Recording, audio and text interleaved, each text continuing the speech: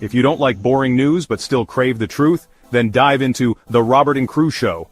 From mind-bending conspiracy theories to wild weather phenomena, we've got it all. Ever wondered what's really happening in your hometown, or what secrets the global news isn't telling you? We dig deep into the core of every story, unraveling the mysteries one podcast at a time. Join Robert and the crew as we navigate this vibrant, ever-changing cyberpunk landscape, bringing you interviews with the most intriguing minds out there. Whether you're a skeptic or a believer, a news junkie or a weather enthusiast, there's something here for you. So strap in, listeners, because we're about to take you on a ride through the neon-lit alleys of truth and intrigue. This is the Robert and Crew Show, where the future meets the fantastic.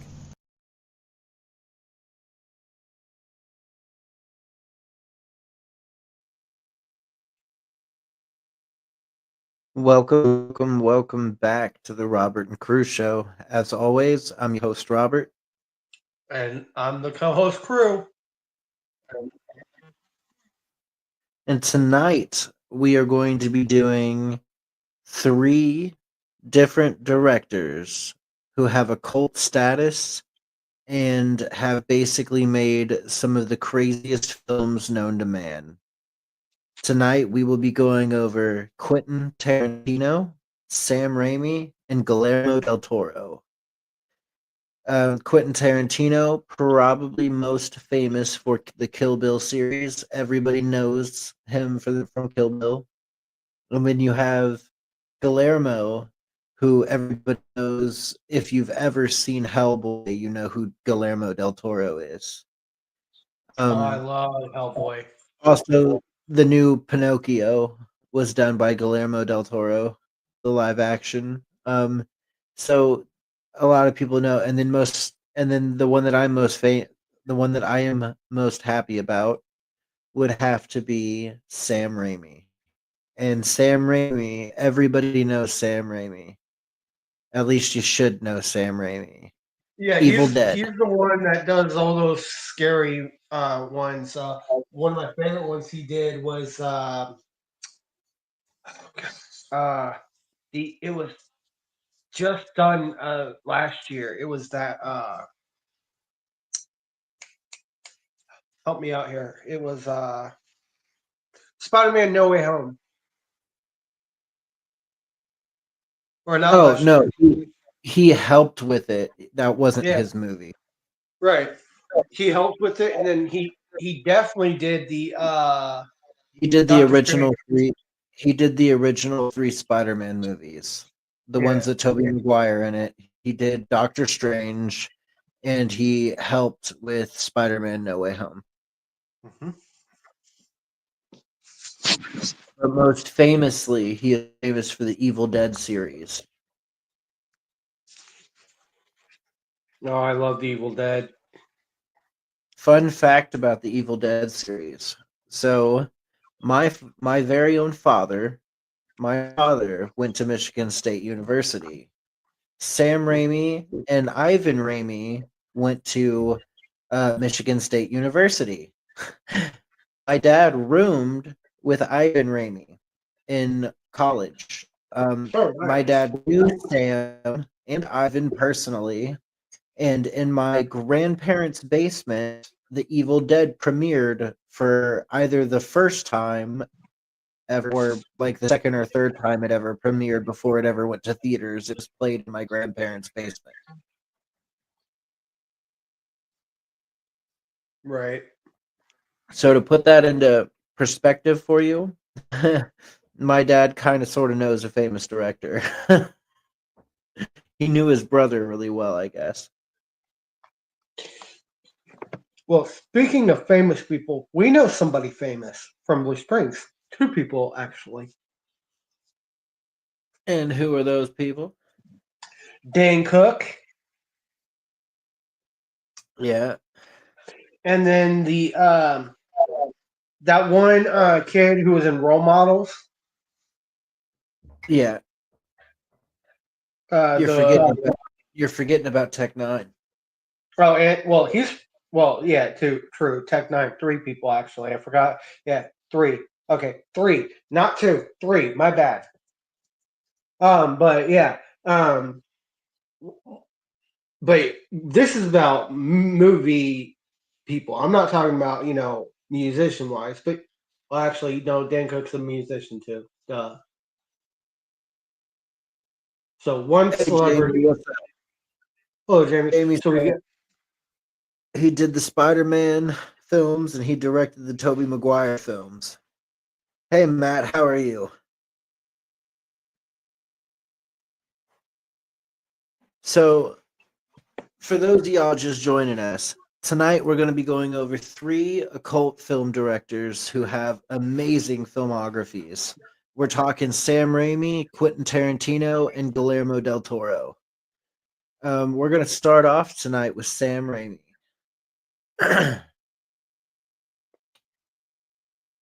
And Sam Raimi is my favorite out of these 3, easily my favorite. Sam did a lot of the early films, the early horror films with Bruce Campbell. So you're talking Evil Dead series. Binks, come here. Stop it. My cat is meowing like crazy at the door. Come here. Stop meowing like crazy. Nobody wants to hear that. Okay, so he did quite a few films that were pretty fantastic. The Evil Dead series by far was great, and so was the Spider-Man trilogy, except for the 3rd film. I wasn't a fan of the 3rd Spider-Man. I love the third Spider-Man. Really? What was your favorite part? Okay. The how he got the black symbiote suit, Right. and when he literally when he used the bell to get it off of him, that was pretty cool. Yeah, well, the black symbiote suit was Venom. Right, right. But I'm talking about when Peter had it. Yeah, no, I know. It was still technically Venom. Venom it's weird that goes into like the different part of the multiverse, but the black symbiote suit's technically Venom. Right. Jamie says, "So I feel for you, Robert. I have 3 female cats. One is 13 years old, middle is 2, and the baby is 1." Yeah, my cat is a male, Jamie, and he's just loud. He's very talkative, and he decides at 3 o'clock in the morning he's going to do donuts in the living room and yell as loud as he can. Oh, dude! Literally earlier today, my cat Spyro decided to run around amok in the bedroom, and the night before, because I couldn't since I couldn't go live, and I was letting my phone sit to charge, so I didn't touch it, and Yeah, it was at 13%, right? yeah. So I was leaving it alone, and I figured I'll just play some Far Cry 5. My cat decides to meow for 40 minutes straight. This is the little bastard right here.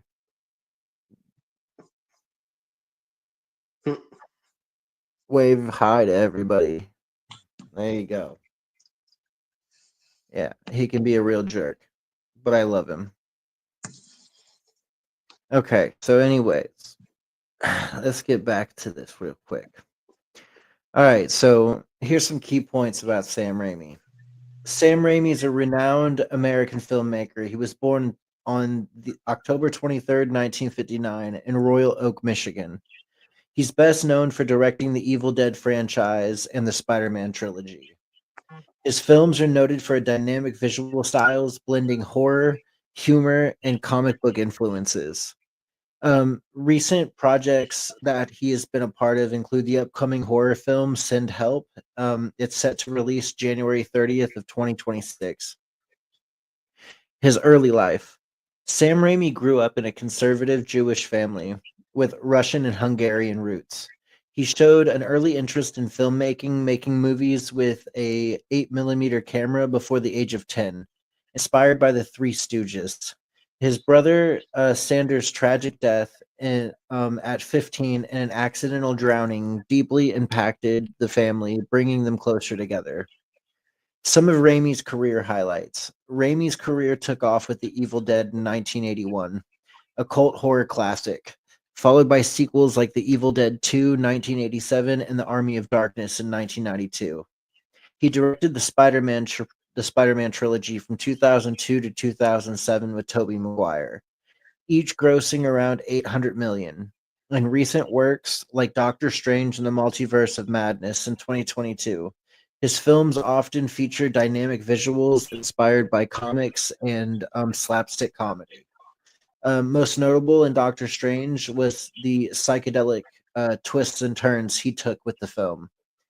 As of May 2025, Raimi is working on Send Help, a horror film starring Rachel McAdams and Dylan O'Brien, with a release date of January 30th, 2026, marking his return to the horror since Drag Me to Hell in 2009.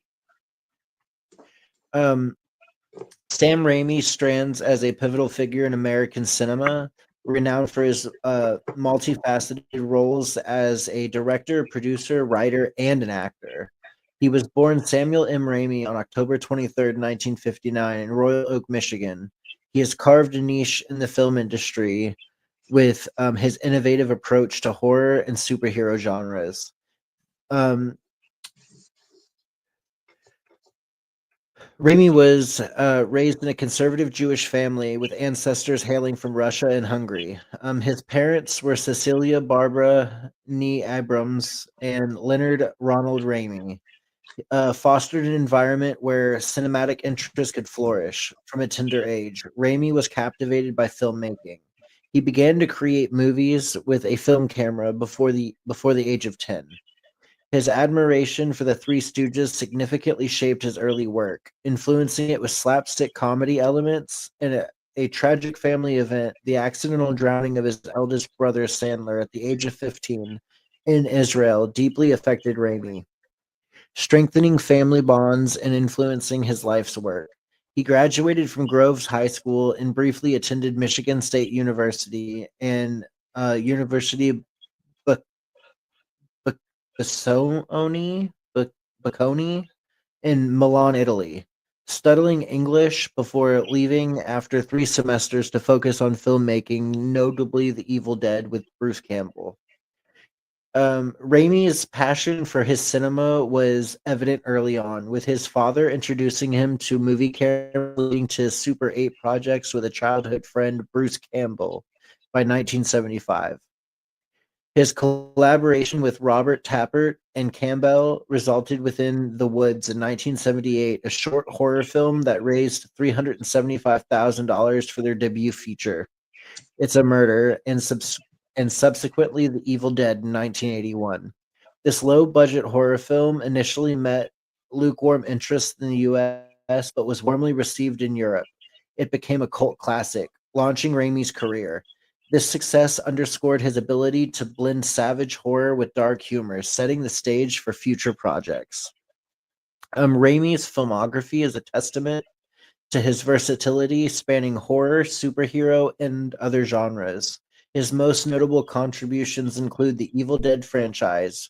Raimi directed the first 3 films, The Evil Dead 1981, The Evil Dead 2 in 1987, and The Evil Dead Army of Darkness in 1992.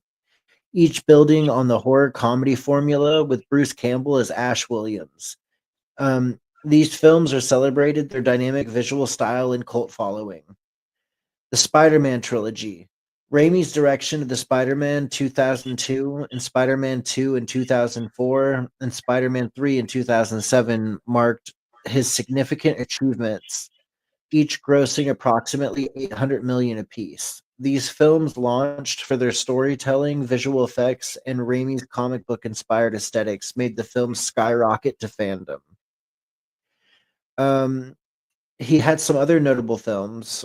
His portfolio extends to The Darkman in 1990, a comic book style superhero film, The Quick and the Dead in 1995, a revisionist western, A Simple Plan in 1998, a neo-noir comic thriller, The Gift, a supernatural thriller, and Drag Me to Hell in 2009, a return to horror, or The Great and Powerful Oz 2013, grossing 493 million, and Doctor Strange in the Multiverse of Madness in 2002. His highest grossing film to date with the Marvel Cinematic Universe. Raimi's films are characterized by highly dynamic visual techniques. Such in Doctor Strange, he was highly on the psychedelic side of things. He often likes drawing from comic books and slapstick comedy, a style that has become his trademark. His collaboration figures with Ethan Cohen, co-writing Crime Wave, the Hudsucker Proxy, and longtime friend Bruce Campbell, who reprised his roles in the Evil Dead franchise and the TV series Ash vs. the Evil Dead, highlight the collaborative spirit. Additionally, Raimi acted in films such as The Stand, Body Bags, Indian Summer, showcasing his versatility as an actor. Beyond the silver screen, Raimi's made significant contributions to television. He founded the Renaissance Pictures in 1979, Ghost House Pictures in 2002, producing such series as Hercules, The Legendary Journey, its spin-off Xena, Warrior Princess, and Ash vs. the Evil Dead, where he also directed the pilot episode of Ash vs. the Evil Dead. Other productions include American Gothic Cleopatra, 2525 Mantis, Fear is the Real Young Hercules, Jack of All Trades, Legend of the Seeker, and the Spartacus series on HBO. Blood, Sand, Gods of the Arena, Vengeance, War of the Damned, and demonstrates his broad influence across the media. Of his recent projects, as of May 26th of 2025, Raimi is actively engaged in a new horror film project. Send Help. It's a thriller for the 20th Century Studios set to release on January 30th of 2026. This film, starring Rachel McAdams and Dylan O'Brien, marks his return to pure horror since Drag Me to Hell in 2009, with recent updates indicating filming has wrapped up and generating significant buzz. The endeavor aligns with his historical roots in the horror movie genre, promising to continue his legacy of innovative horror filmmaking and possibly making this film an occult classic. Raimi's personal life included his marriage to Gillian Jean, daughter of actor Leon Jean, in 1993, with whom he had 5 children: Emma Rose, Lauren, Henry, and 2 others. His children have appeared in extra films like Drag Me to Hell, Spider-Man 3 in 2024, Report and Spider-Man 3 in 2024. So Drag Me to Hell in 2024 and Spider-Man 3. I worded that wrong. I'm sorry, guys. I'm reading from my notes. But Spider-Man 3 did not come out in 2024. Sorry. And the reports surfaced of their separation, reflecting personal challenges alongside his professional commitments. Raimi's political donations include $450 to Arian Specter, Republican, in 1995, $1,000 to Barbara Boxer, Democratic nominee, in 2022, and $900 to George W. Bush, Republican, in 2004, indicate a balanced political engagement. Raimi's impact on cinema is profound, particularly in horror and superhero genres. Sam Raimi's journey from Michigan suburbs to global filmmaking icon underscores his talent and his resilience. His work was characterized by dynamic visuals, mind-bending, and genre-bending. He continues to captivate audiences with Send Help poised to add another chapter to his extended career. So that is what I have on Sam Raimi. But basically, he is best known for the Spider-Man and Evil Dead series, and then he's done some other films like Drag Me to Hell. That, I mean, I saw that one. I did not realize that Sam Raimi did The Great and Powerful Oz. That was a good movie. That was a great film with Yeah. James Franco in it, and that was such a good movie. Mhm. All right, I'm gonna go and talk about Quentin Tarantino. So this is what I have on him. I don't have a lot because the AI didn't want to give me a lot, even though I asked it to. Quentin Tarantino is a renowned American film director, screenwriter, producer, and actor born on March 27th, 1963 in Knoxville, Tennessee. His films often blend non-linear storylines, dark humor, stylized violence, and ensemble casts. Early life and career.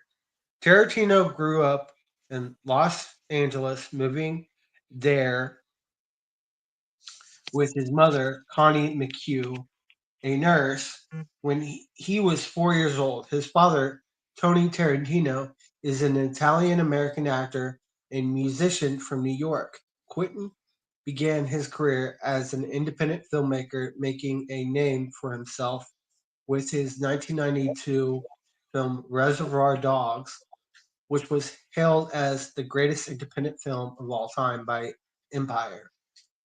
Notable works and styles. Tarantino's films are from known for their non-linear storylines. Films like Pulp Fiction, Reservoir Dogs showcase a non-chronological storytelling. So I forgot that Tarantino did Pulp Fiction. Oh Yes, he my did. god, that movie's absolutely amazing. Oh yeah, I've seen that movie so many freaking times, and that part with when they go into the oh my god, when they go into the house and Sam Jackson is standing there with, is it, whose character is that? Is it John Travolta? I don't yep. remember. But yeah, but they're yelling at each other and the gun goes off. It misfires and then he yells at Travolta because the gun shoots off and Travolta says something like, I meant to do that. I don't know. I might be remembering that wrong, but it was one of my favorite scenes in that entire film. And then also when they're torturing that dude in the chair. Pulp Fiction was crazy. Yeah, it was. All right, his stylized violence, graphic violence, is a hallmark of Tarantino's films, often used to serve a narrative purpose. Dark humor. Tarantino frequently incorporates humor into his films, often using it to subvert expectations. Ensemble casts. Many of his films feature talented ensemble casts showcasing his ability to work with diverse actors. Awards and recognition. Tarantino has received numerous awards, nominations including Academy Awards, 2 wins, Golden Globe Awards, 4 wins, BAFTA Awards, 2 wins, Palme d'Or, 1 win. Personal life. Tarantino married Daniela Pick in November 2018, and they have 2 children together. He is known for his passion for film and his meticulous attention to detail in his work. Recently, recent projects and news. Some of his notable recent projects include Once Upon a Time in Hollywood, 2019, a film set in the 1960s exploring intersection of fact and fiction in Hollywood's golden age. Cinema Speculation, a book of essays on film criticisms released in 2022. Now, here is some notable films he's done. Reservoir Dogs in 1992, a crime thriller about jewelry heists gone wrong where the surviving criminals suspect one of their own is a police informant. Pulp Fiction, a Well, crime wait, film. wait, wait. Let's talk about Reservoir Dogs real quick. Okay. Reservoir Dogs, he has literally stated that Quentin Tarantino is totally down to redo Reservoir Dogs. So it would be him doing it, but this time he would fix the story where he felt he went wrong, which that movie already was amazing. It was amazing, like, by far, that film is great. So he thinks he went wrong at one little part of this film, and he wants to make it a little bit better. but he wants to redo it with different actors. So it would be like a brand new Reservoir Dogs. Yep. That is so crazy that he's even thinking about doing that. Did you see Reservoir Dogs, the first Yes, one? I did. It was a And good film. I did really like it. All right, back to Pulp Fiction. In 1994, a crime film intertwining the lives of two mob hitmen, a boxer, a gangster's wife, and a pair of diner bandits, and four tales of violence and redemption. Jackie Brown, 1997, a crime film about a flight attendant who becomes embroiled in a heist. Kill Bill Volume 1, 2003, a martial arts film about a former assassin seeking redemption on her ex colleagues. Kill Bill Volume 2, 2004, the second part of Kill Bill saga where the bride continues her quest for vengeance. Death Proof, 2007, a horror thriller about a serial killer who targets young women. Grindhouse, 2007, a double feature film consisting of Death Proof and Planet Terror, paying homage to exploitation films of the 1970s. Inglourious Bastards, 2009, a war film set in Nazi-occupied France, where a group of Jewish American soldiers plan to assassinate Nazi leaders. The Django Unchained, 2012, a Western film about a freed slave who becomes a bounty hunter and sets out to rescue his wife from ruthless plantation owner.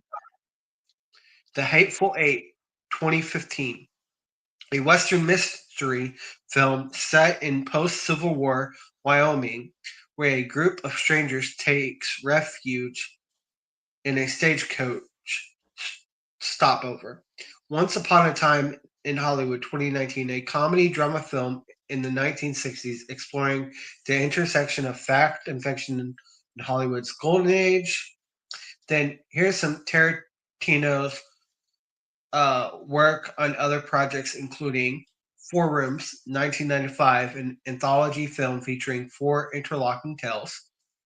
From Dusk Till Dawn, 1996, a horror film written by Tarantino. CSI Crime Scene Investigations, 2005, Tarantino directed an episode of the TV series. And then Sin City, 2005, Tarantino directed a scene in this film. He only directed one scene in Sin City. Yep. That's crazy. I didn't know that. I thought he had more in that.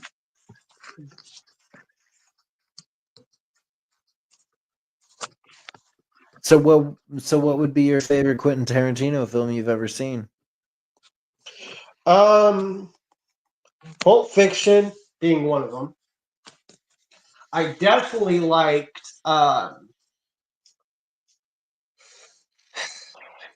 From Dusk Till Dawn. That was a really great one. Oh, Inglorious Bastards. tell the podcast the straight blasphemy about Kill Bill. Okay, when I was younger, I was never allowed to see Kill Bill Volume 1 or Kill Bill Volume 2. And he still hasn't. And I still have not yet seen it. And But how I do old are you? 33. Yeah, go fucking watch those movies. I will when I They're can like find the them. holy grail of films, man. They're the holy grail of films. Okay, but at the same time, I've only seen clips. Okay, so But I will holy see grail them with the chat if eventually. you think Kill Bill's the holy grail of Quentin Tarantino films. No, you know what the holy grail of Quentin Tarantino films are? What? Pulp Fiction. No, so Pulp Fiction was really good. Don't get me wrong. I cannot talk shit on Pulp Fiction. Pulp Fiction was probably one of my favorite films of all time. Inglorious But Bastards is another one, and so is Forgot Inglorious Bunny. Bastards doesn't touch Kill Bill. Oh, come on, Pulp come on. Fiction, Pulp Okay, Fiction is look, the closest thing. Pulp okay, Fiction is the closest thing in a Tarantino film to touch Kill okay. Bill. You want to know that can touch Kill Bill when it comes to Quentin Tarantino? What? Hold on.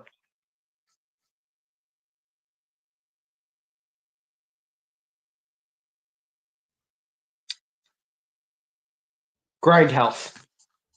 Grindhouse. Yes. I've never seen it. You have not seen it? No, I haven't seen Grindhouse. Okay. It's two films in one. Okay. You got the uh Kurt Russell, who drives a like a like an old kind of, you remember that vehicle that Sam and Dean drove in Supernatural? I think so. Okay, a car like that, and he would take women, right? Uh-huh.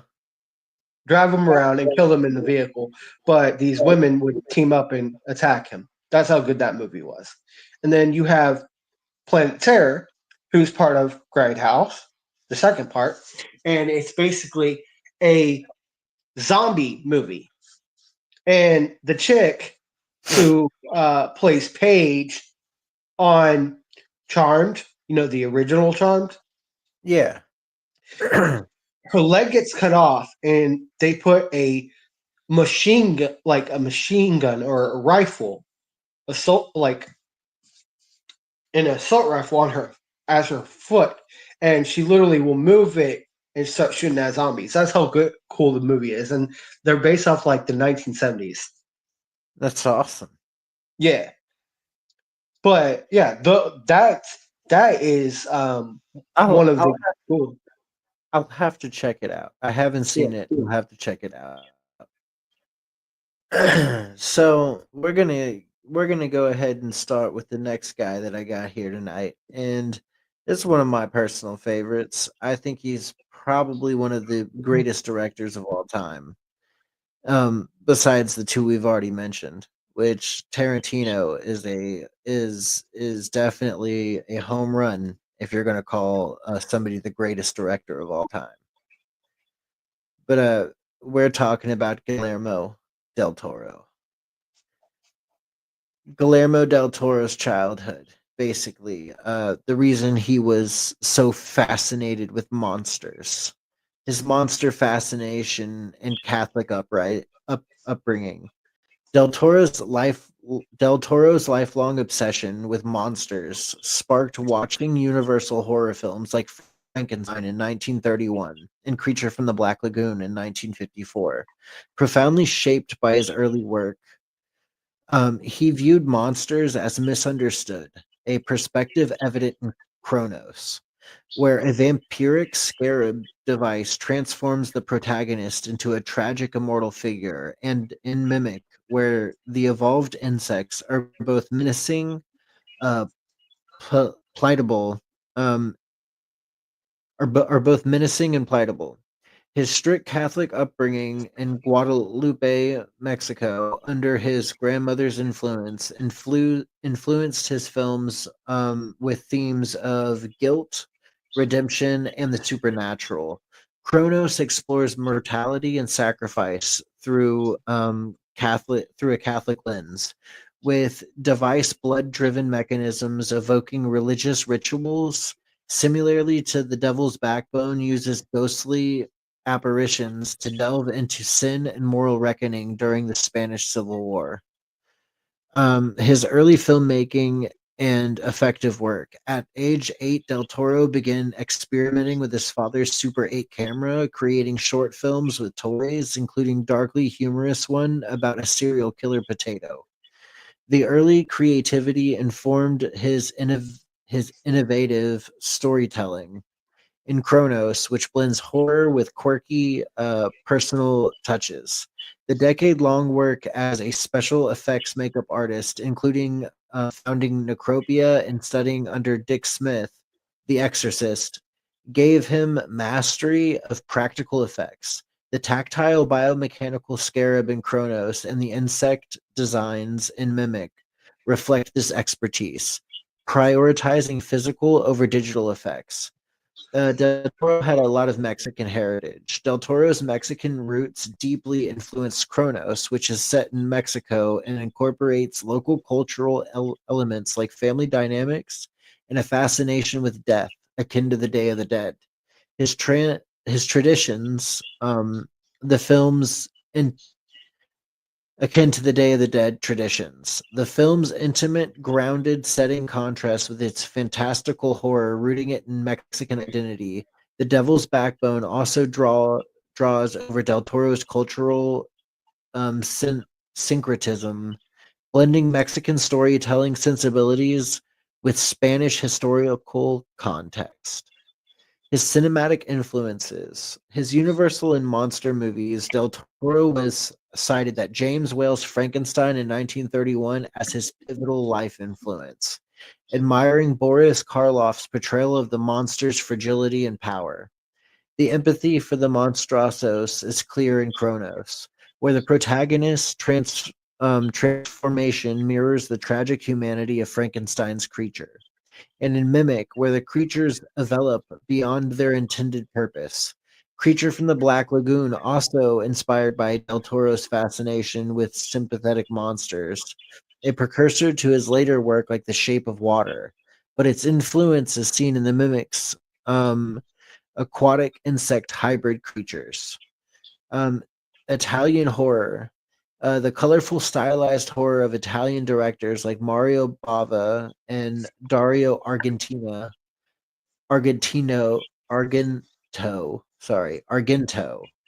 Dario Argento influenced Del Toro's visual approach.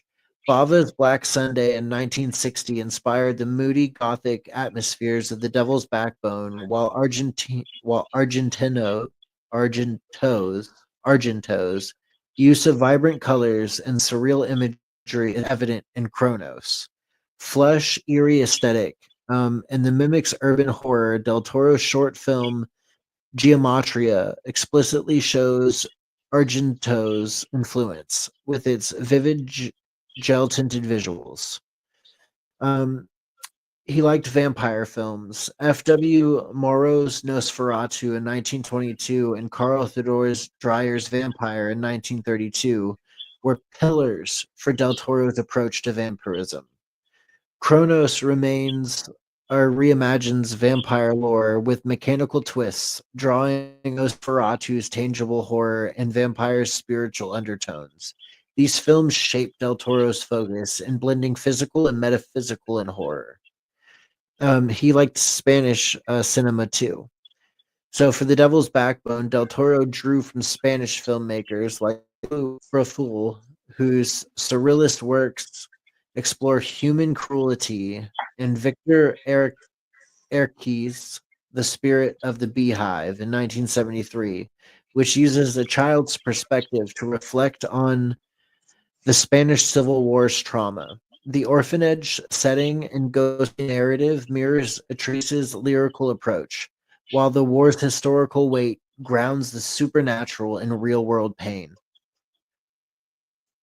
And then he was inspired by Gothic literature, fairy tales, H.R. Ginger, and biomechanical art. The Spanish Civil War inspired The Devil's Backbone heavily. The Mexican political and social lens, Del Toro's views on horror were inherently political, favoring anarchic establishment. So basically, a establishment ran by the people and only the people. It was anarchy, basically. Right. He had a collaboration with the Three Amigos, while Del Toro's friendship with the Mexican filmmaker Alfonso Cuarón and Alejandro Gonzalez influenced his early work. Cuarón produced Pan's Labyrinth and assisted in editing The Devil's Backbone, while in Hartu's input shaped Del Toro's narrative clarity. Their shared Mexican perspective encouraged Del Toro to blend cultural specificity with universal themes. He had his most famous movies are Kronos in 1963, The Mimic in 1967, The Devil's Backbone in 2001. And then, of course, we cannot not talk about Guillermo del Toro and not talk about Hellboy. Oh yeah, Hellboy. Guillermo del Toro most famously made Hellboy with Ron Perlman. See, I didn't like. Okay, when it comes to Hellboy, I like the remake, but I also like the first one. I did not like the Golden Army one. Why didn't you like that one? It was just not as good as the first one. So Del Toro's Hellboy, it was probably one of the first like real comic book movies that I fell in love with. And Ron Perlman just did such an amazing job as Hellboy. You want to know one of my all-time favorite comic book films that they did? Not by him, but in general, What? Sin City. Sin City? Yeah, I liked how it was black and white. it was still great though. Yeah, no, I said I like how it was black and white and it Yeah, used hints of red. and some yellow and some other colors as well, but it was still good. And the Yeah, did you cast in that see whole movie, who did the spirit? I don't remember who did the spirit. Was that the same I guy? think it was Quentin Tarantino. I think it was the same guy who did Sin City. Yeah, Tarantino may have helped with it, but I think it was right. the actual guy that did Sin City did the I didn't spirit. like I didn't like the sequel to Sin City. I liked the first one better. And most notably, Lady Gaga was in Sin City. So let's see. We had Jessica Alba, Brittany Murphy. We had Elijah Wood. Uh, whole bunch of different actors and actresses in that movie. Yeah, but most famously, that was like one of Lady Gaga's like first films she was ever in. I don't remember her being in that movie. I think she was in the second one. Yeah, they purposefully left a role open for her. Mm. But yeah, when it comes to Hellboy, though, the first one was absolutely the greatest. I didn't care for the sequel. The remake was great, but the sequel just was too boring for me. Yeah. Well, I mean, I liked all of them. I really did. I enjoyed all of them. And then the guy who played from that biker show, fuck, Sons of Anarchy. um, Sons of Anarchy. The guy who played the father, the president of that of Sons of Anarchy. He played an amazing Hellboy. Well, yeah, it's Ron Perlman. Yeah, Ron Perlman is a great actor. He does such a great job on anything he does, and he did one of the best uh, versions of Hellboy yet. Oh yeah, for sure. Now tonight, I have some clips. I've got some clips, guys.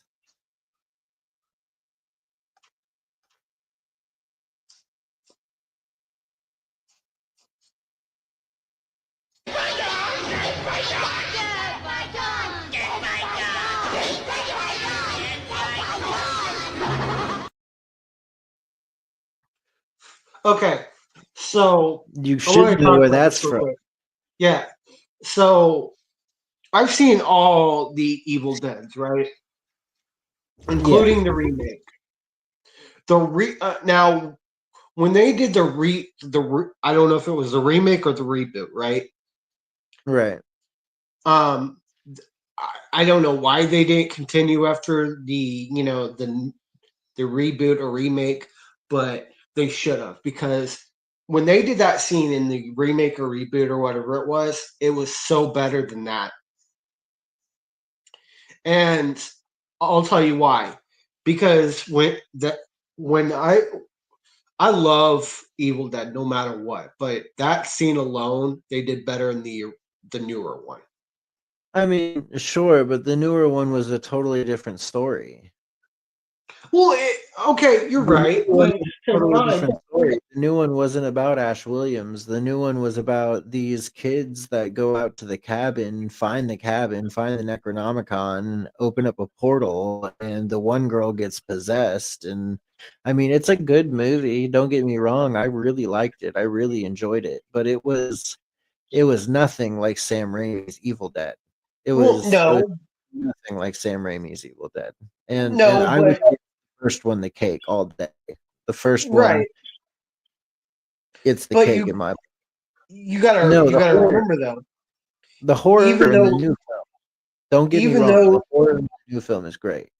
yeah, even though it was based off different characters, it still was a similar story, just in a newer take to it, and it was still in the same universe.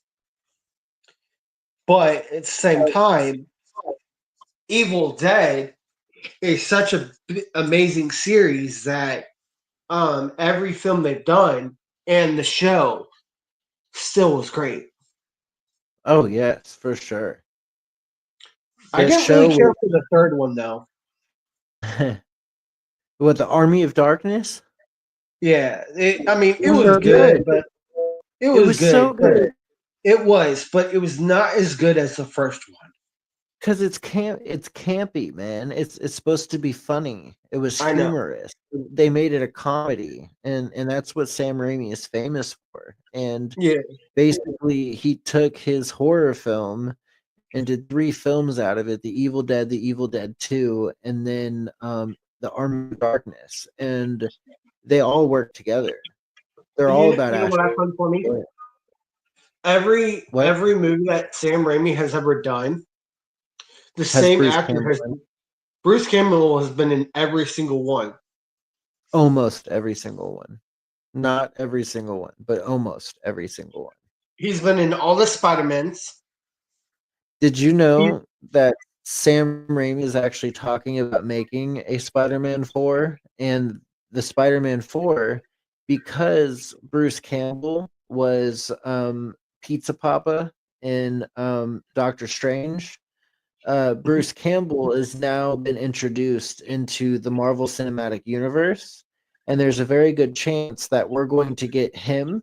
We're going to get Pizza Papa as Mysterio in the new Spider-Man film with Tobey well, Maguire. So check he'll this play out. Mysterio. So That's the check this rumor. out. In the when he came out in the original Spider-Man, right? All three of them. I think he Yeah, was in the first one. he was yes, he That was in the Quentin first one. Beck. He was the well, no, he was the he was the guy that introduces Spider-Man in the ring. Right. That's who he was. He was Well, the ring announcer, Bruce in the Campbell. second one and the third Second one, one, in the second he's one, he was a he was a oh my god, a Dorman. yeah, a door guy for one of the theater show or whatever that Well, Toby check went to go. check this out. If you look in the after credits, right, where it shows all the Yeah, names, Bruce Campbell is under Quentin Beck. yeah, So he's been Quentin Beck this entire time in that universe. yeah. So they had Mysterio in there. They just didn't have him as Mysterio. They just used his first and last name, Quentin Beck, throughout the Yeah, entire trilogy. yeah. the whole thing is that he's actually going to be Mysterio in Spider-Man 4. And basically Raimi has been offered Spider-Man 4. So he's been told that he can make it. They need to make a budget for it, but this is how they're going to reintroduce Toby back into the universe. And they're also Is what, talking about doing Amazing Spider-Man 3. yeah. Well, they have And to they're, reintroduce Toby first, and then all this will happen, and then it'll kick off the Spider-Verse with Toby, Andrew, and the other dude. well, they're still doing Who's the the other fourth guy? one. Tom Holland. Tom Holland, yeah. They're still doing the fourth one with Tom Holland. It's the No, fourth one. it won't be called Spider-Man 4. And the reason No, why it won't be called Spider-Man 4 is because Spider-Man 4 is already taken by Raimi. well, no, it's gonna be called like Spider-Man Battle World or something like that. Yeah, it's the newest addition to the Avengers Spider-Man universe. Yeah, and this is where Tom Holland gets the black symbiote suit, Right. and we'll get Miles Morales and Black Cat and Gwen Stacy. Man, I hope it's good. You know the chick who played the black no the in the female Spider Woman film, Madam Web. Yeah. Yes, You know Madam the Web. blonde haired chick, Sydney Sweeney. Yeah. She's supposed to be playing either Gwen Stacy or Felicia Hardy.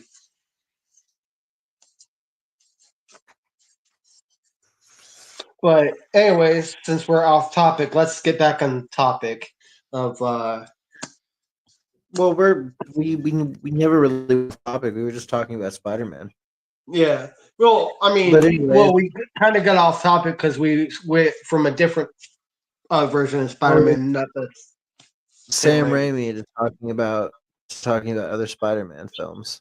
But anyways, let's hit this next clip. I've killed a hell of a lot of people to get to this point. But I have only one more. The last one. The one I'm driving to right now. And when I arrive at my destination, I am gonna kill Bill.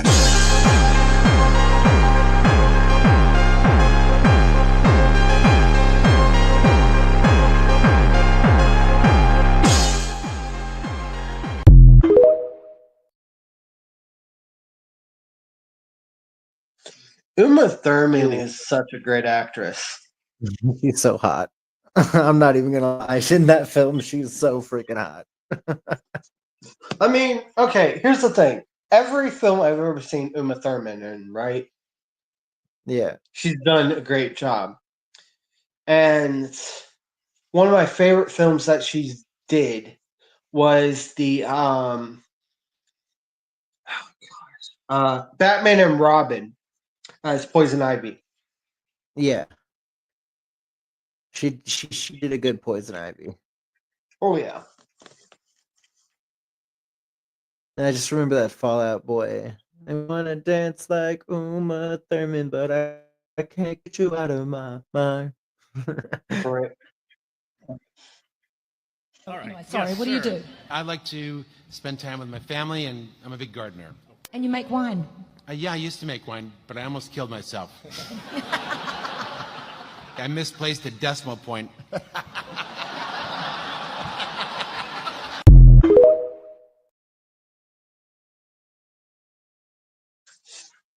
Sam Raimi talking about how he almost killed himself making wine, and Bruce Campbell absolutely losing it. Mm-hmm.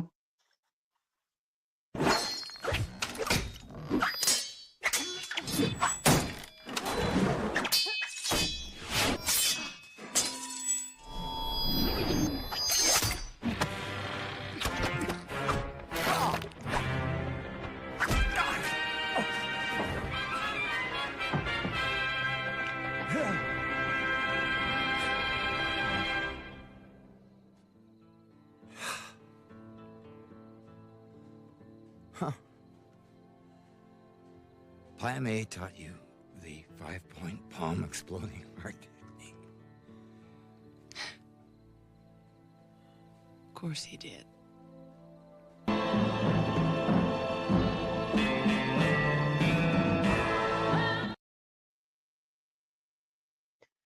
Crazy. I absolutely love Kill Bill. I can never get enough Kill Bill. Give me all of the Kill Bill. Lady, I'm afraid I'm going to have to ask you to leave the store. Who the hell are you? Name's Ash. Housewares.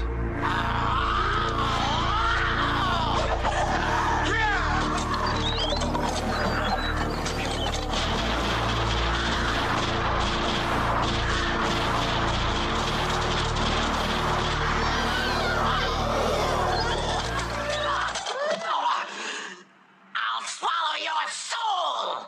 Come get some.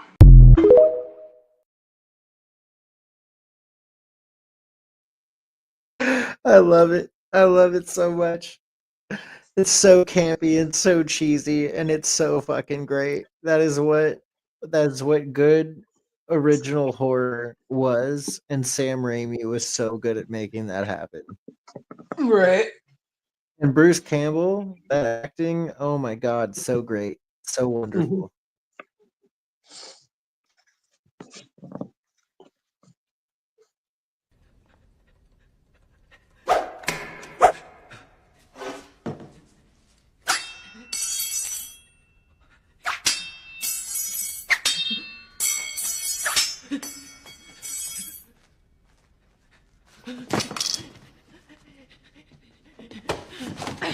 This is what you get for fucking around with Yakuzas! Go home to your mother!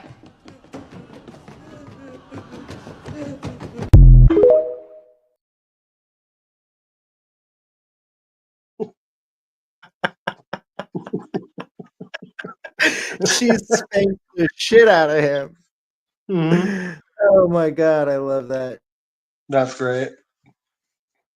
Did you know that filmmaker Sam Raimi includes this car in almost every one of his movies? Lovingly nicknamed the Classic by Raimi, the car is a yellow 1973 Oldsmobile Delta 88, and Raimi has a history with it. It was his childhood family car that his father bought while Raimi was growing up in Michigan during the 1970s. And since Raimi's filmmaking career took off in the 80s, he's included it in many of his movies as an Easter egg.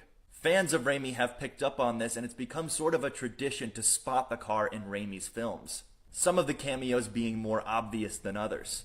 Actor Bruce Campbell, who has appeared in many of Raimi's films, and is a longtime childhood friend of Raimi's, has even commented on Raimi's use of the car in his films. Campbell has joked that the car has been in more Sam Raimi films than he has. But Campbell has also reminisced on how Raimi used to borrow the car from his parents back in the day, and they would use it in the Super 8 films they would make together. The yellow 1973 Oldsmobile Delta 88 has appeared in at least a dozen of Raimi's 16 feature-length films, and it has been said to be hidden in more. I love this trademark in Raimi's filmography, and I think it's such a cool way he stays true to his past. Isn't that awesome? Yeah. Now I'm gonna have to look for that yellow car in every single Sam Raimi film that I ever watch.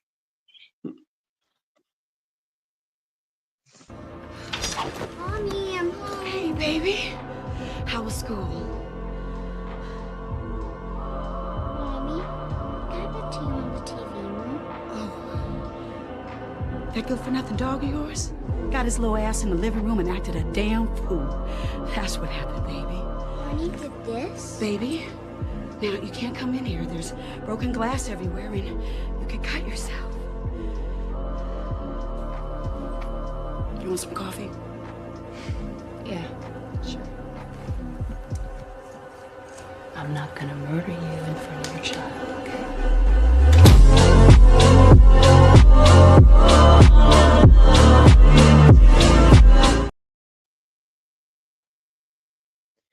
That is one of the craziest scenes from any of the Kill Bill films. When she's fighting the mom and the daughter comes in, and it's one of the most like emotional, like pull points of the entire series because you're like, what's about to happen here? Is all hell going to break loose? And is Uma Thurman's character going to kill her in front of her daughter, or is she going to allow her to live because her daughter came home? And obviously, she allows her to live, but it is absolutely insane. Like, it's such a heartstring puller when you see that for the first time in the movie. Right. Pass the book!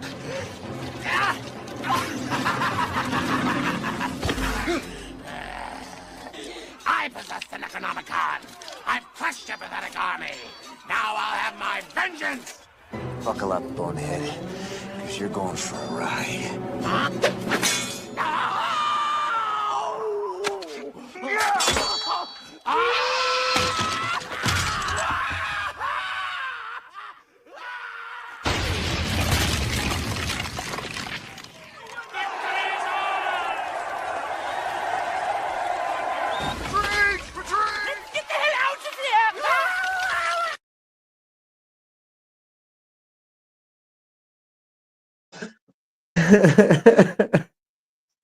Let's get the hell out of here! You know what that scene reminds me of? What?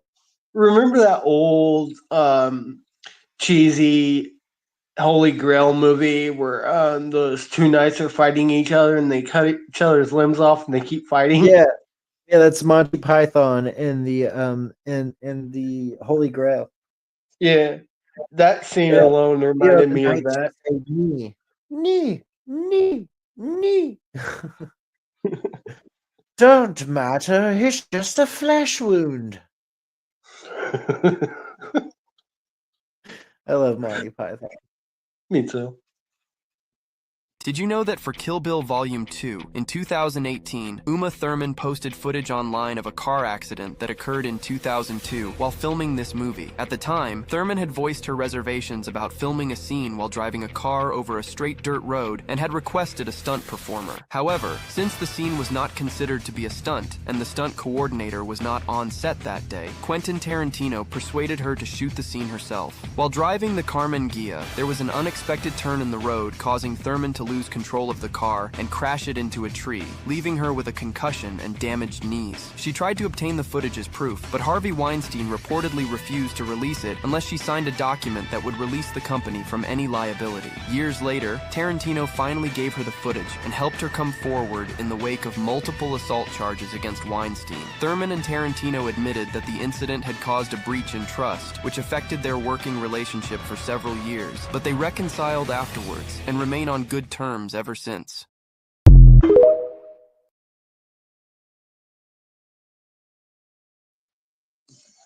Motherfucking Harvey Weinstein. What a fat bastard.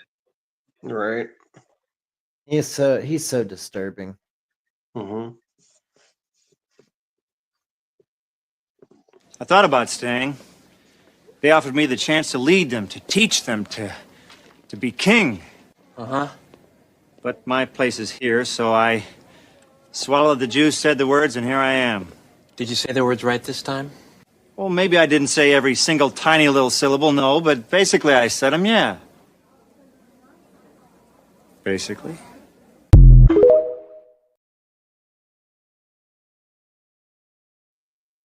What? What? Right. However, with a slazy daisy, By the daisy mazel. with the pleasure, Should be daisy peasy. especially with a daisy lazy. Put your ears in the ears and goes up on the blazing, goes across the fields of peasants. Is sex with the season on the pleasure. Most indubitably pleasing. Is that the two spaces? And with this pleasure, you've got to make sure to get on lazy. Season?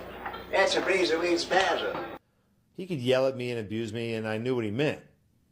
I didn't take it personally. It wasn't like that at all. You know, there's a lot of joking around. Sam is a real prankster. He's a real joker. We're about to shoot a very dangerous stunt with Bruce Campbell. We've attached a line to his throat. Yes, I will be lying on my stomach. We usually are. Yes, and they're going to be hooking up through my skin. I've got to go now, Sam. They're going to hook me up. Good luck to you, Bruce. Thanks, Good luck. Sam. We know this is very dangerous. I hope you can survive this. Thank you. And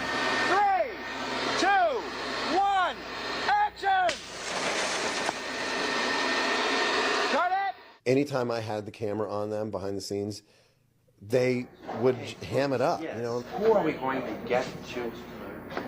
Who are we going to get to do the bladder makeup again?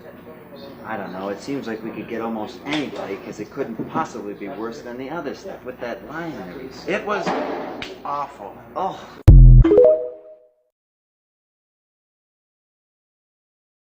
You can tell they're such really good friends. Oh yeah.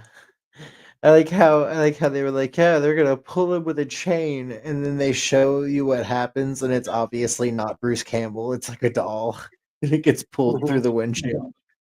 Yeah. It's so funny. Right. Hey, Bruce, yes. Who are we going to get to? Who are we going to get to do the bladder makeup again? I don't know. It seems like we could get almost anybody because it couldn't possibly be worse than the other stuff with that line and everything. It was awful. Oh. Who did that other stuff? Well, say, maybe we could get Vicky. Let's have her try. Say, Vicky, come here. Say, come Vicky, here. come here. Yeah? Come here in the middle. Maybe you'd like to do the bladder makeup again for us. Hey, no problem. Okay, let's go. Wait, who shot it last time? Bruce, who did that makeup last time? Who cares? He's out of town now.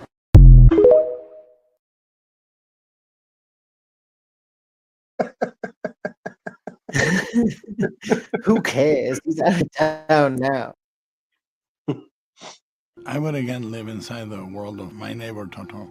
The pastoral beauty of that place, but at the same time, the fact that it's a proper house. Your house is haunted! You're surrounded by woods that are mythical and old and full of stories and spirits. Miyazaki Ghibli films, they create skies and trees like nobody else. And you can eat sushi every day.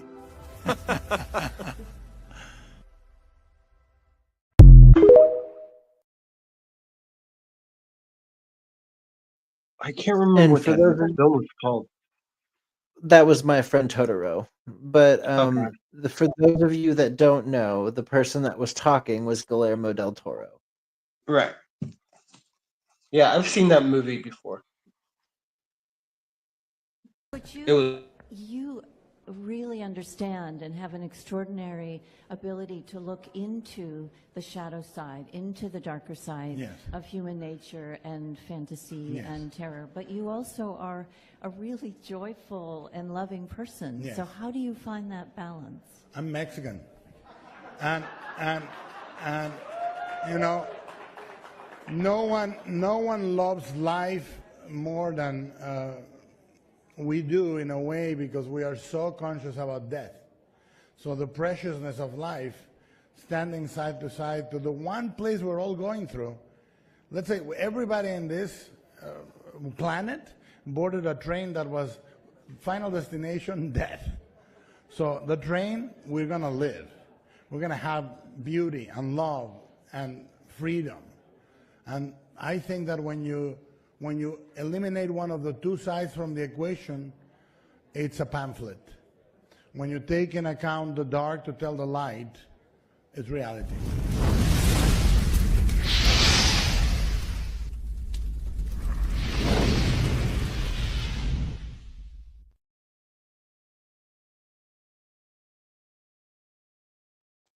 You know, you can't tell that he's Mexican until you hear him speak. No, I know, right? He looks like an old white guy. Right. Isn't that funny? Yeah. But he is. And I didn't even know most he was def- Mexican. That's cool. Yeah. Guillermo is definitely Mexican. How close were we to Jason versus Freddy? Second.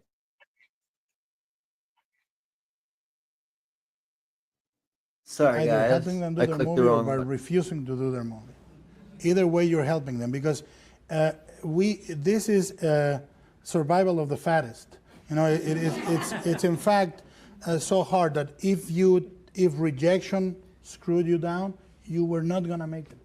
It's unfortunate, as I said, there are no delicate filmmakers. It's a mixture of being a stubborn, difficult asshole and a sensible soul, a sensitive soul. So I always say, when I reject a movie, I say, I cannot or will not get involved, but please pay no attention to me. And you have to. The times I got rejected helped me as much as the times I got helped.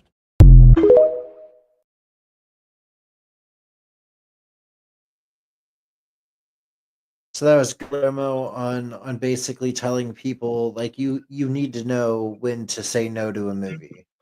Like if you know the movie's going to be crap, don't make the movie.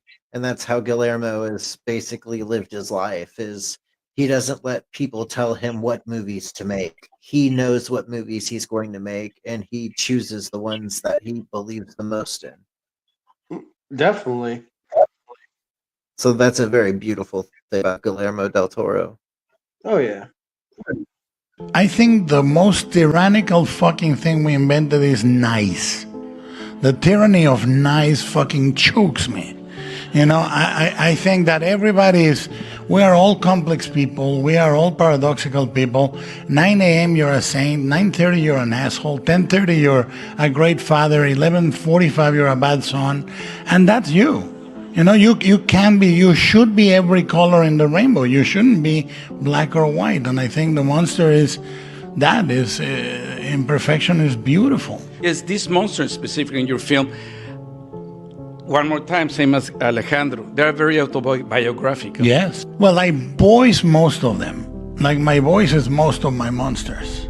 I make the voice of the monsters in Pan's Labyrinth and in Pacific Rim and in etc. etc. I try to make the voice of the monsters. The Ghost and Devil's Backbone. I completely identify as that. And I felt when I was born and I saw Frankenstein, I said, that's my Jesus right there.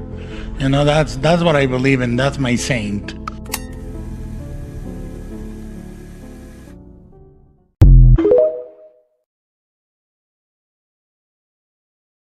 Wait, he did Pacific Rim? Yeah, he did. That's awesome. I actually like that movie. He also did Blade 2. Ooh, yeah, Blade 2 was one of the great. I mean, I liked Blade and Blade 2, but my favorite was the third one. Yeah. Blade 2 was Guillermo's.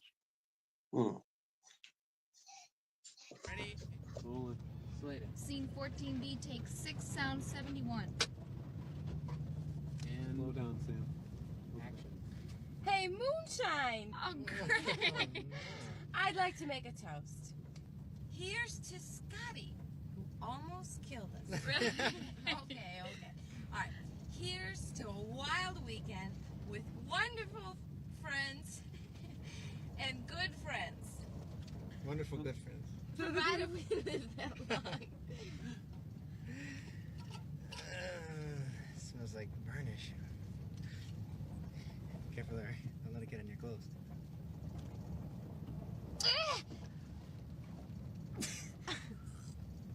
Smooth. Here. Hey, Scotty, what's this place like anyway? Well, Pat's Residence is a little run down. Best part. Yeah, why are we getting it so cheap? I don't know. Might be in real bad shape. You mean nobody's seen this place yet? Not yet. Well, it might not be that bad. No. Okay. Cut. Rolling. Slate it. Scene 18, take 4, sound 82. Action. Hey, what's a prize? There'll be a prize in these things. Oh, a fortune. What's it say? A 9-letter word will change your life. What 9-letter word? What the fuck? Just Bruce Campbell drinking moonshine and eating French fries. Mm-hmm. Dude, I hate moonshine. You can't pay me enough to drink moonshine. I am not a moonshine drinker. I'm not. I know somebody who is, though. Pemberton. Yeah, I'm not big into the moonshine. No, Me thank either. you. How close were we to Jason versus Freddy versus Ash? It was a lovely 5-minute phone call with New Line. Okay. who we called New Lies Cinema at that point. Okay. They were our first distributor of Right. Evil Dead. They Right. gave us a check, and that was the only check we ever saw. Ever. Okay, that's so nice. thanks, New Lies Cinema. So they do Jason versus Freddy. They do that. And they go, how about Jason versus Freddy versus Ash? Won't that be great? Yes. So we started out pretty immediately of like, yeah, won't that be fantastic? Ash can finally kill both of those assholes. Let's just get it done. Yeah. Long pause. Long pause.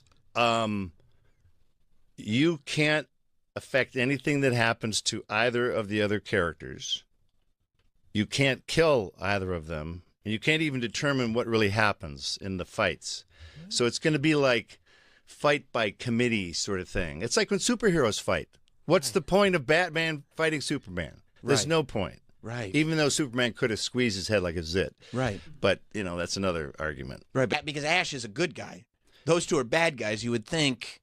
Ash is the only good guy of all these horror series. Right. Yeah, so right. he needs He's actually to kill a them. protagonist. He would need to kill them, even if their eyes pop open at the very end and you cut to the credits like they normally do. Jason's face was ground off in a boat propeller. Yeah. Yay, they won. Beat, Right. end credits. Okay, Yeah. nice try. I mean, he blew up into a million Yeah, pieces. so That was halfway through. creatively, it was bankrupt. Yeah. And now you're sharing nothing with three other parties, two other franchises. Right. You think they're going to want to play nice? Right. So No. you said no. We all said it was very quick. Wow. Of like, why would we do this? No. To make Ash look like he's ineffective?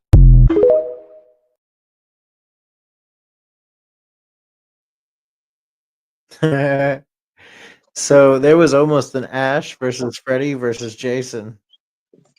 I know, and I'm glad they didn't do it because it would have been stupid.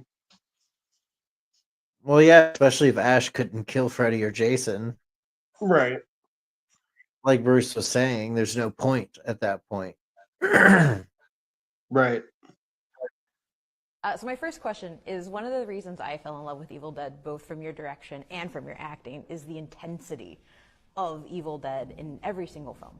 What is it like to hand off that intensity to, in your case, a director in Lee Cronin, and in your case, in actresses that fully embody that, that intensity that you had as Ash? In my case, I was delighted to pass the mantle on to a younger, more supple generation than myself.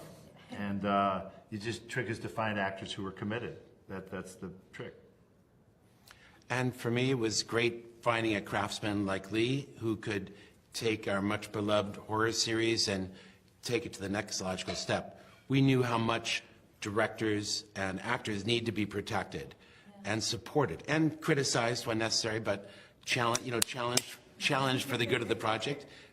As a creative conversation is filled with so many different points of view, you really want to find the truth or the best way to do things, and that's done through discussion and an exchange of ideas. But it felt wonderful knowing that we had a great craftsman like Lee at the helm. So I'm going to be honest, I have seen a lot of movies on the Paramount. I have not seen a movie like what was shown last night with that much crowd matching the intensity of the film. What was it like being in the middle of that? Well, being in the middle of it for me was a massive relief as a producer, because we've seen this movie in little bubbles. We've seen it in little studios, little editing suites, occasionally in a theater with a test audience, but they're not even really Evil Dead fans. Yeah. This was the truest test of the real fans in a beautiful theater with incredible technical specs that matched the majesty of the theater. So you couldn't really have had a better scenario. South by Southwest, this is the best place to have shown it, because Austin is a movie-loving town as well as a music-loving town. So it's a big relief to go. So that was them talking about the new Evil Dead movie, the one you were talking about earlier. Right.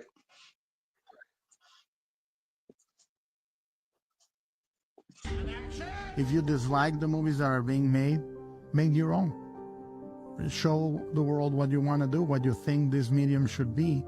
And I find that much more creative than simply putting it down and complaining about it. It's a more active, fascinating role to take. So the advice is, if you want to direct, and even easier. If you want to write, write. Words of wisdom from Guillermo del Toro.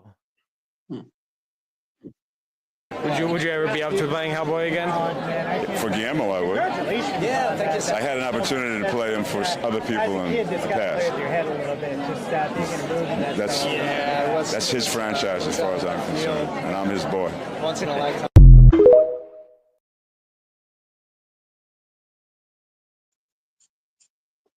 He definitely should return. Yeah, he doesn't want to play Hellboy unless Guillermo del Toro directs it. Right. Which is understandable. That's his boy, like I said.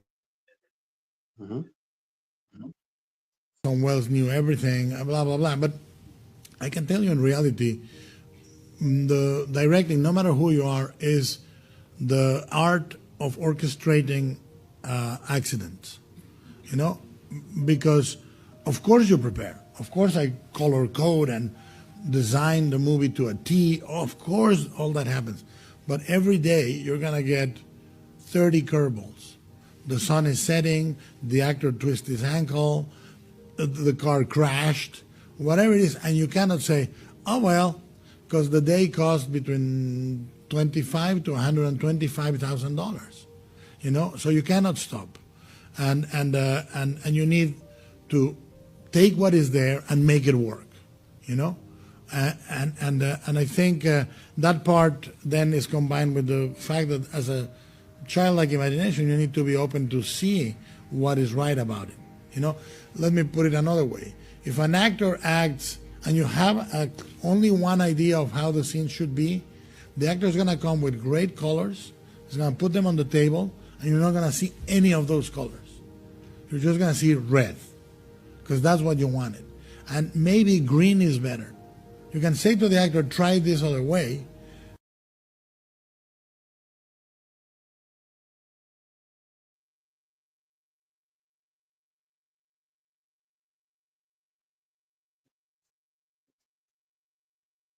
I have a final question from another community member called Olio Illo, who wants to know, what's your all-time favorite movie and why?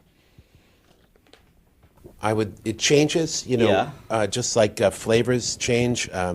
Like, what's your favorite flavor? I would say today that my all-time favorite movie is The Treasure of the Sierra Madre.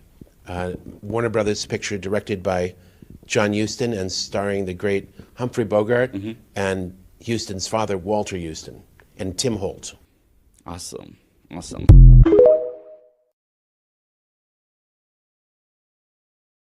I've actually heard about that movie before, back in the day. I've never seen that. I've never seen that film. I haven't either, but I've heard of it. I'll have to check that film out. If Raimi likes it, I'll probably like it. If you're in a Mexican dinner and you say, my grandmother's ghost came and see me the other day, you say, oh, really? And then they tell you about the uncle that appeared in the cemetery. And I mean, we accept it as part of our daily life. The same way that we understand that death is the ultimate goal of life. Well, the only thing that makes life make sense is death. Because if it wasn't there, why should you live intensely? Beauty exists only in that it disappears. And joy only exists in the fact that it's going to end. The combination of brutality and beauty, which is in every one of my movies, is completely Mexican.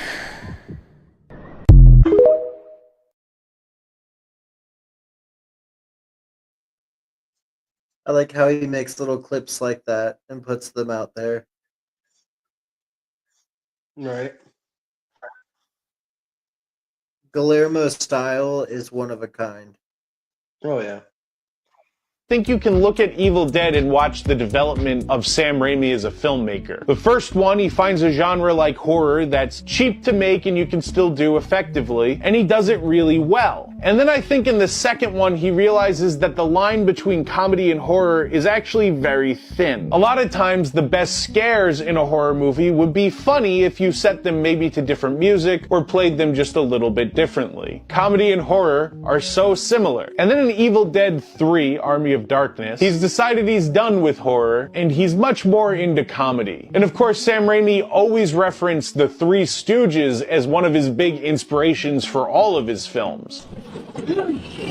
Oh. And you can definitely see that in this movie. It's a silly good time.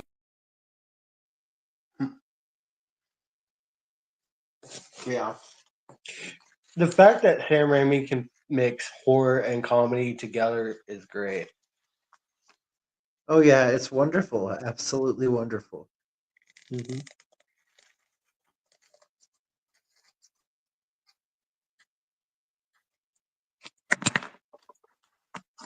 I just gotta know what's going on here. We've just been going over Sam Raimi, Guillermo del Toro, and Quentin Tarantino. Some of our favorite, basically our favorite movie directors, and some of the movies they've made.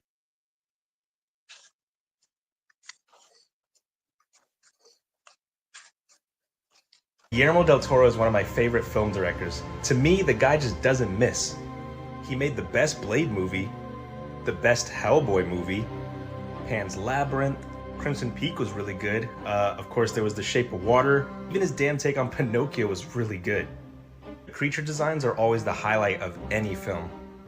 His films do a great job at tackling the human condition at its core, and he does it in such a beautiful way.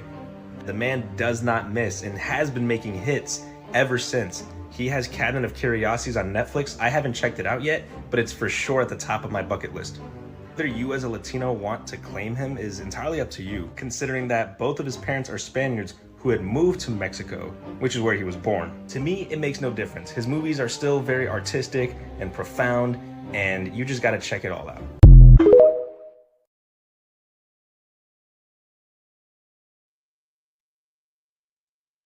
Are we just horror people? No. And No. your next comment though, you would have got me if you saw my name. We did see your name, Elm Street. Absolutely love that. Freddy Krueger is absolutely amazing. That's my first horror movie actually I ever saw was Freddy Krueger, and then I went on to see the older horror films. But because of Freddy Krueger, I could not leave my room for like 3 weeks because I watched it in the basement by myself without anybody home, and I scared the ever living shit out of myself. I remember you telling me about that. Oh yeah, But yeah, I used to no. love your films. Yeah, I love horror films. It's one of my go-to quality, relaxed times. But I did not know he did. Oh yeah, we definitely do that. Yeah, we do go over conspiracies. We go over different things. Like we've gone over JFK files. We've gone over flat Earth conspiracies. We've gone over Egyptian conspiracy and mythology. We've gone over. We've done so many episodes. If you join our Facebook, the Robert and Crew Show, or get us on YouTube at Bob and Crew Show, or Robert and Crew Show. Basically, all of our episodes are on YouTube, and you can check all of them out. Well, not all of them, but yeah, most of them. Season 1's not on YouTube. That would be our Facebook page, but we've done basically almost everything. We always talk about new too. Yeah, we mostly this season been focusing more on the occult.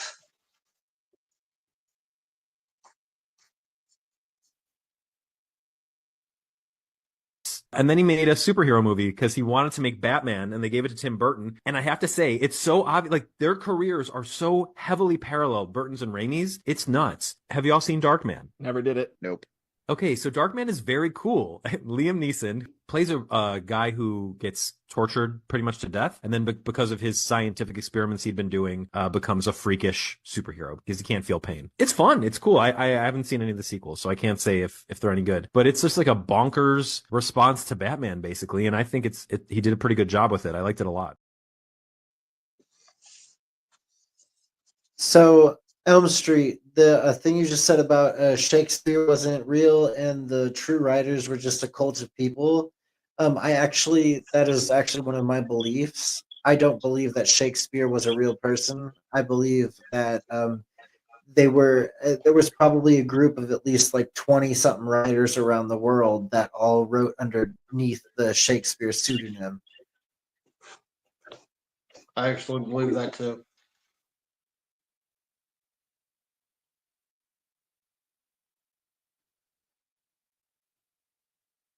Yeah, I could see that. But I think if he was real, he wasn't the main guy for sure. There were multiple people that wrote under that pseudonym.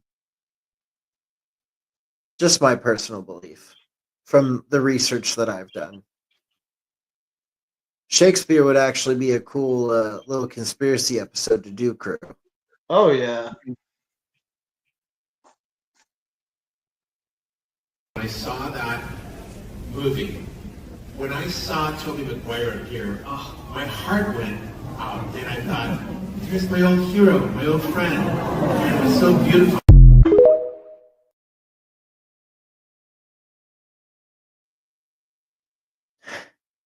Seeing Tobey Maguire come out of nowhere in No Way Home made my entire that made my entire life. Yeah. Absolutely wonderful. Right.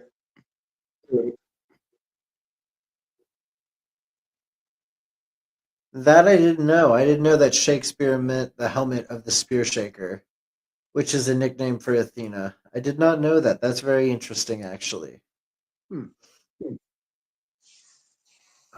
We're gonna have to do a deep dive on Shakespeare. Oh yeah.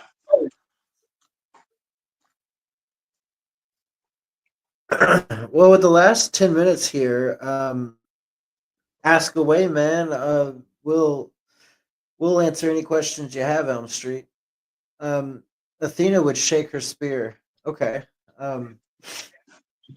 See, Athena was that's Greek mythology, right? Yes. Yeah, She was and the goddess of wisdom. okay.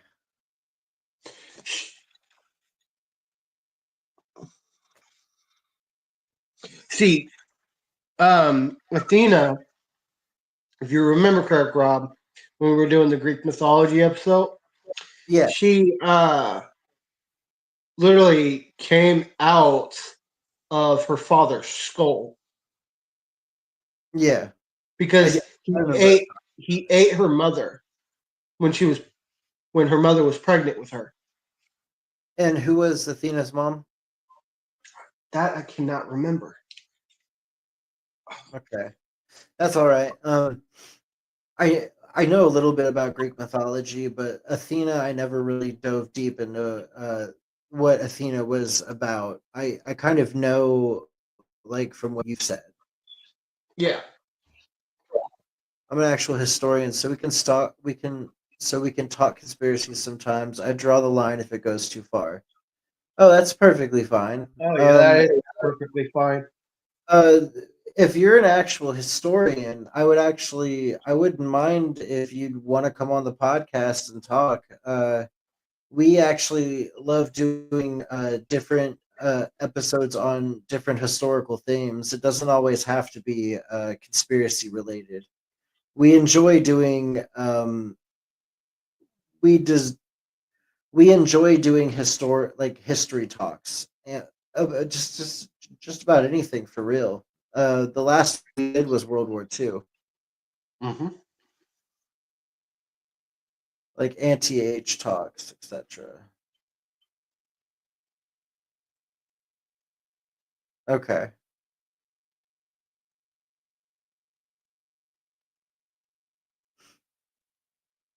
Like what do you think Yes, I know what you mean. I am Jewish, by the way. I am 100% Jewish. Was raised Jewish and went through all of it. So yes, I know what you're saying. I totally understand.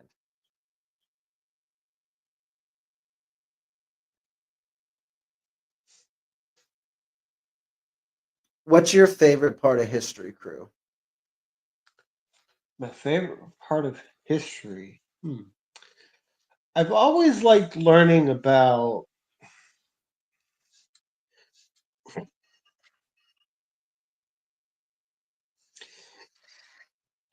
here recently learning about the Great Tartarian Empire.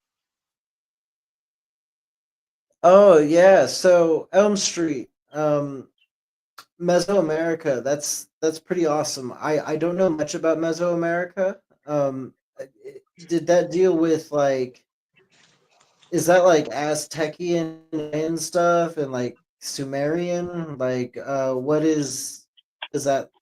Oh my gosh, like I feel really dumb right now. What's the definition of Mesoamerica?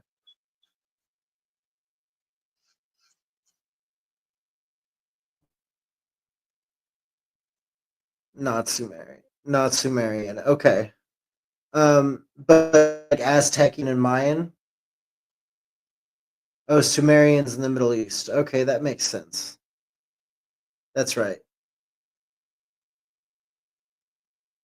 Also, my buddy Crew over here and I, we've been studying recently, like the Grand Tartar and Tartary and Tartaria, and kind of like the mud flood conspiracy behind it, and a civilization, a lost civilization that was far more technologically advanced for their time than possibly we even were. Do you believe anything or know anything about Tartaria, or do you think that's a complete hoax?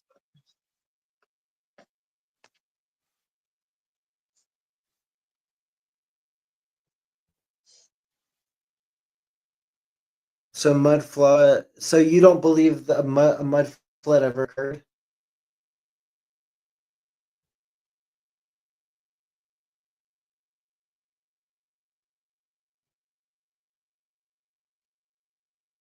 Okay, that makes sense. So with us, the reason. So I guess the reason why a lot of specifically younger Americans believe in the mud flood is everybody's seen these ridiculous photos of buildings being dug up, or basically buildings that are further underground than they're supposed to be. I don't know the truth behind it. I don't know if it's real or not. I think it's a fun little conspiracy because kind of it kind of explains all of the weird Roman architecture around, and um, basically it talks about how there was Roman architecture in the same areas that like the Wild West had, and it didn't make very much sense for the timeline. Like during Wild West times, Roman architecture being in the same area is very weird. So there's a theory of the lost civilization. The Tartarian civilization actually went to almost every continent and had basically bases there. What's up, Aaron? Yo, what up? Hey. Howdy. It's like the Anunnaki talk. Why would humans use stone tools for many years to recently get to where we are now? I don't believe in aliens helping us with shit, but I do believe aliens. Surely we aren't alone. There's no reason for us to believe that at all. Right. Well, JFK and a couple other presidents famously said, but JFK for sure famously said, what's the point of being the only civilization in a universe filled with thousands of planets? Like we can't be the only one. And I know that quote is wrong, but basically he quotes that we are not the only people in the universe. That would be stupid. would be an awful waste of space. And Carl Sagan said the same thing, that it would be an awful waste of space, basically. So I believe, like, I've had my own instances with aliens, and seeing them. Oh yeah, no, for sure. I know it's not a JFK thing. I'm just stating that JFK quoted it, which is Fermi's paradox. So, Aaron, how are you tonight? It's been a interestingly weird day, but freaking. Sorry, I'm a little disheveled. Just got out the shower, and whenever you invited me earlier, I was like, I'll hop on after I really need to get the shower out the way, or else I'm not going to do it if I hop on the show. So, but yeah, today was interesting. I had the day off and spent the night at my buddy's last night, and just playing some PUBG, watching some stuff, just catching up because I've been over there in a while.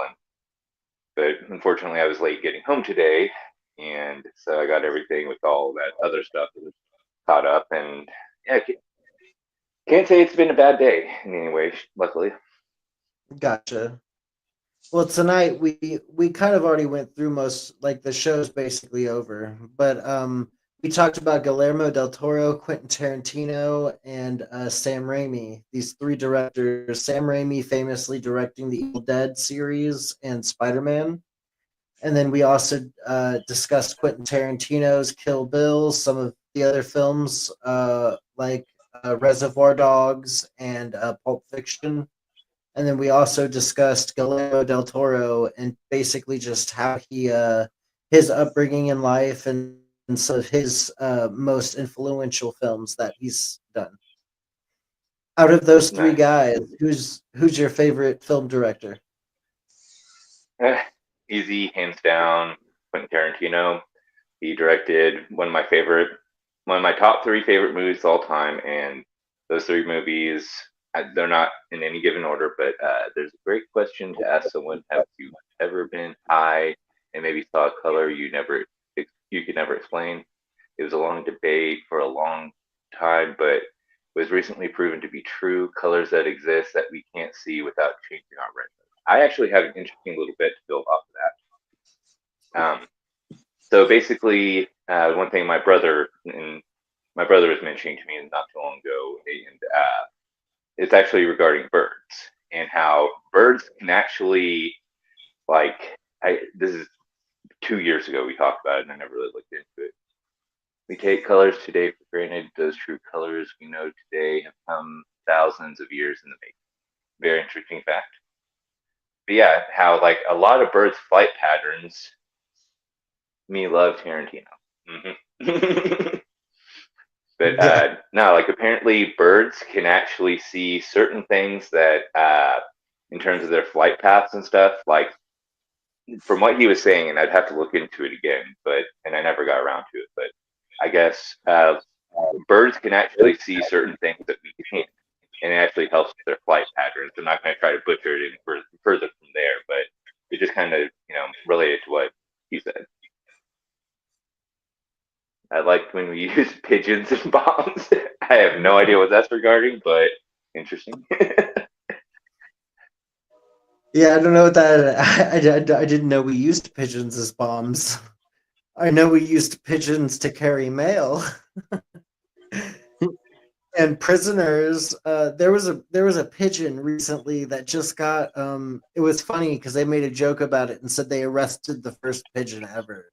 But they found a pigeon and it flew into I think San Quentin prison, and it flew in a package of drugs to an inmate. But it got captured by the guards before it could make it to the inmate or whatever. So they joked about arresting the world's first pigeon. They obviously let it go, but yeah, that is funny. However, they did confiscate the drugs for their own personal use. I'm just joking, but I would put in it past front of a bomb and targeted a system by pecking. Oh, that's crazy. I didn't know that. But yeah, what like do I you was saying, say? Oh, I'm sorry. What? no, you're good. Like I was saying, my top three movies, favorite movies of all time. They're not in any particular order. They're just tied for my top favorite movie of all time. Kill Bill Part One Hell yeah. and Cowboy Bebop the movie, specifically the movie, because the plot is just so damn good. And then, of course, my first favorite movie of all time, still to this day, Terminator 2. Yeah. Who did Terminator again? That was James Cameron. Yeah, James Cameron. Unfortunately, Yeah.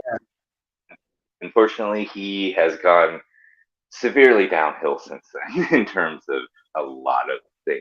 But look at Pigeon Guided Bombs World War II. Look up I mean, yeah. On YouTube. It's a short clip. And then he says it was a kamikaze pigeon in a missile that would guide it to a ship in the middle of the water. Okay. That's crazy. Yeah, that is crazy. okay, I'm looking at this short real quick of that. Come on, stop doing that.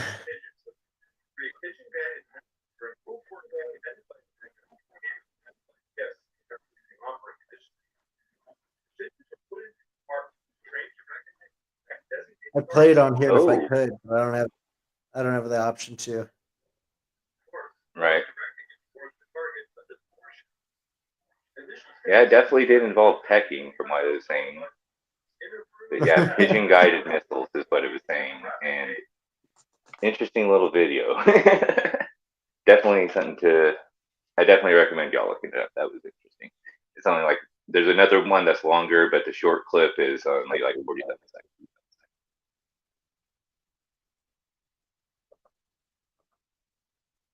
Mm-hmm.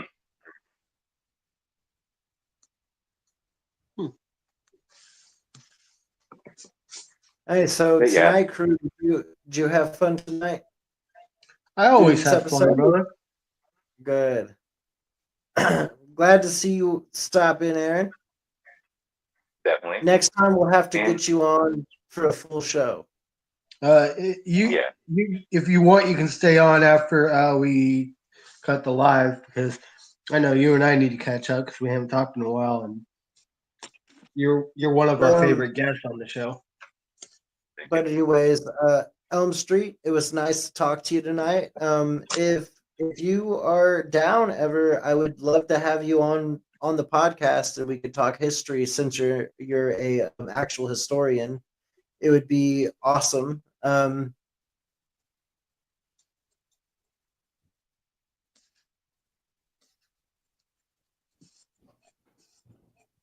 I don't understand what you're saying there.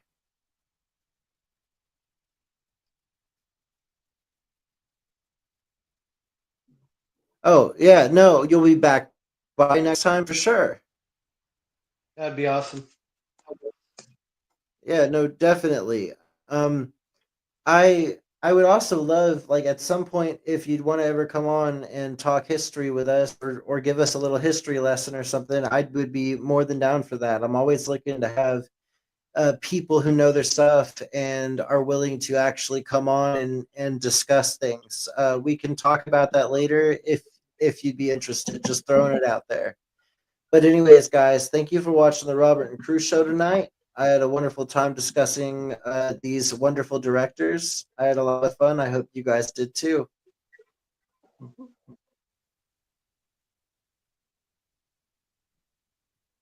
For sure. That's perfectly fine. But anyways, guys, thank you for hanging out tonight. If you enjoyed it, like, share, subscribe, and send whoever our way if you think they'd enjoy us too. But either way, good night and have fun. Peace out from the Robert and Cruz show. If you don't like boring news but still crave the truth, then dive into The Robert and Cruz Show. From mind-bending conspiracy theories to wild weather phenomena, we've got it all. Ever wondered what's really happening in your hometown, or what secrets the global news isn't telling you? We dig deep into the core of every story, unraveling the mysteries one podcast at a time. Join Robert and the crew as we navigate this vibrant, ever-changing cyberpunk landscape, bringing you interviews with the most intriguing minds out there. Whether you're a skeptic or a believer, a news junkie or a weather enthusiast, there's something here for you. So strap in, listeners, because we're about to take you on a ride through the neon-lit alleys of truth and intrigue.